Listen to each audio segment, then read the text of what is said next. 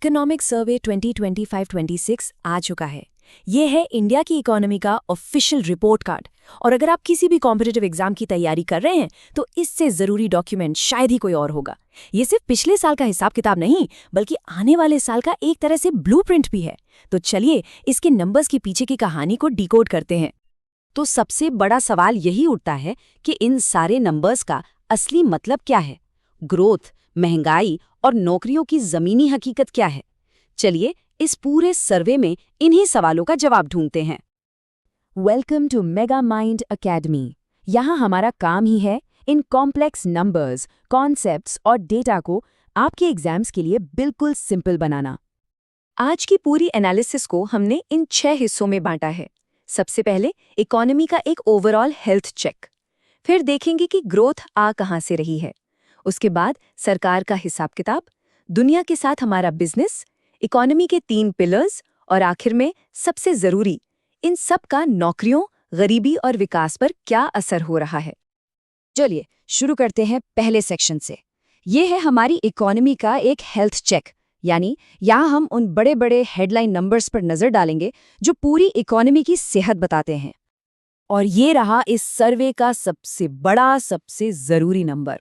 Economic survey का अनुमान है कि फाइनेंशियल ईयर 2026 में भारत की रियल जीडीपी ग्रोथ 7.4% रहेगी। ये एक बहुत ही सॉलिड नंबर है जो इंडिया को दुनिया की सबसे तेजी से बढ़ती बड़ी इकोनॉमी बनाता है। और इसी शानदार ग्रोथ का नतीजा ये है कि भारत अब दुनिया की चौथी सबसे बड़ी अर्थव्यवस्था बन चुका है। ये सच में एक बहुत बड़ा माइलस्टोन है जिसे सर्वे में खासतौर पर हाईलाइट किया गया है।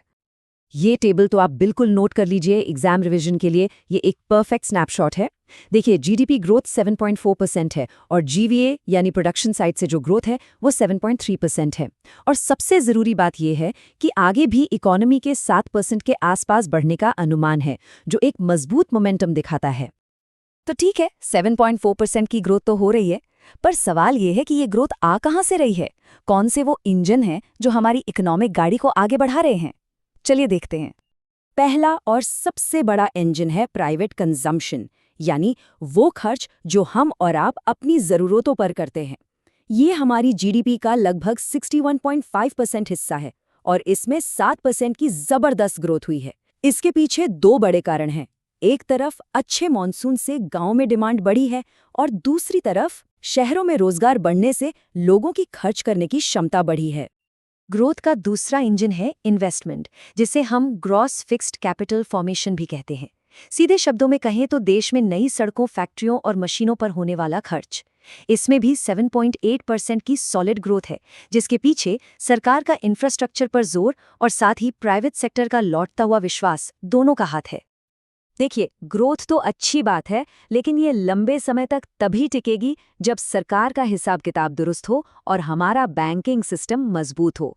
तो चलिए अब इन दोनों फ्रंट्स पर सिचुएशन देखते हैं। जरा इस टाइमलाइन पर गौर कीजिए।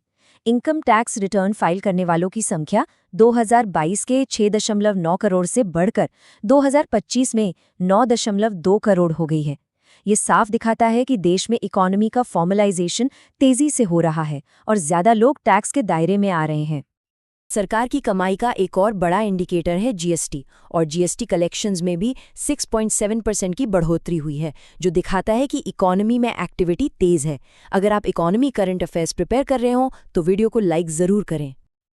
अब आते हैं एक बहुत ही जरूरी पॉइंट पर, हमारे बैंकिंग सेक्टर की सेहत।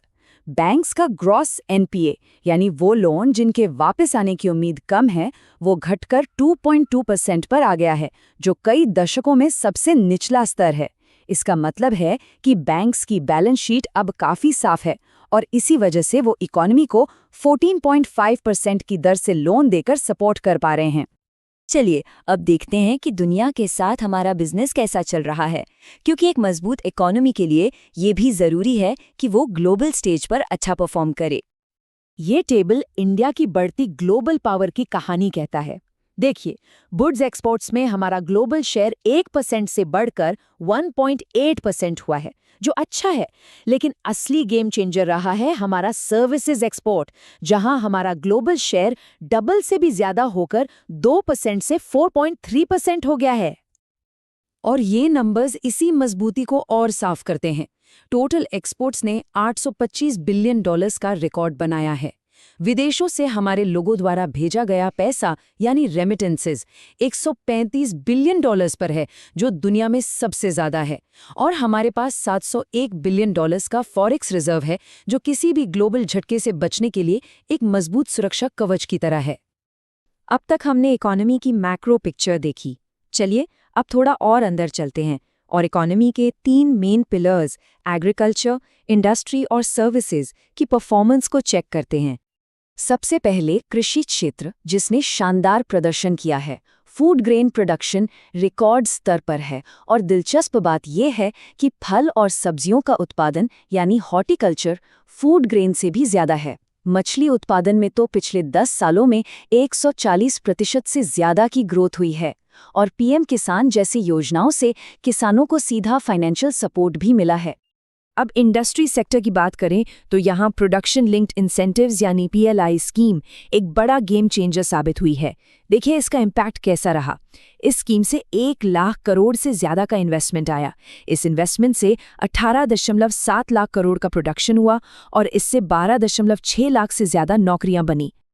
और आखिर में बात करते हैं इकोनॉमी के पावर हाउस की, द सर्विसेज सेक्टर।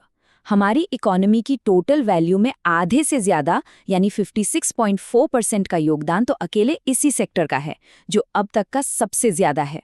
और जैसा कि हमने पहले देखा, हम दुनिया के 7वें सबसे बड़े सर्विसेज एक्सपोर्टर भी हैं। तो हमने GDP, इन्वेस्टमेंट और एक्सपोर्ट्स जैसे बड़े बड़े नंबर्स की बात कर ली, लेकिन इन सब का मतलब क्या है? जमीन पर एक आम इंसान की जिंदगी पर इसका क्या फर्क पड़ा? ये हमारा आखिरी और सबसे जरूरी सवाल है। इस चार्ट को देखिए, ये एक जबरदस्त सक्सेस स्टोरी है। नीति आयोग के मुताबिक जहां 2005-6 में देश की आधी से ज्यादा आबादी यानी 55.3% लोग मल्टी डायमेंशनल पॉवर्टी में थे, वो आंकड़ा अब गिरकर सिर्फ 11.28% रह गया है। ये एक ऐतिहासिक गिरावट है। रोजगार को फॉर्मल बनाने की दिशा में एक बड़ा कदम है ई-श्रम पोर्टल। इस पर 31 करोड़ से ज्यादा असंगठित मजदूरों ने, यानी वो मजदूर जिनके पास पहले कोई सोशल सिक्योरिटी नहीं थी, रजिस्ट्रेशन किया है। और सबसे खास बात यह है कि इनमें से 54% महिलाएं हैं। और आखिर में ये एक क्विक स्नैपशॉट है ओवरऑल डेवलपमेंट का।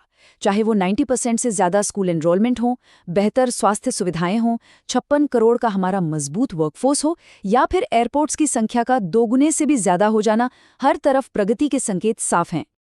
तो इस पूरी एनालिसिस का निचोड़ क्या है? यही कि इकोनॉमिक सर्वे 2025-26 एक ऐसी इकोनॉमी की तस्वीर दिखाता है जो न सिर्फ मजबूत है, बल्कि जिसके फंडामेंटल्स भी स्ट्रांग हैं, सरकार का हिसाब किताब भी सही है और जिसका फोकस सबके विकास यानी इंक्लूसिव डेवलपमेंट पर है।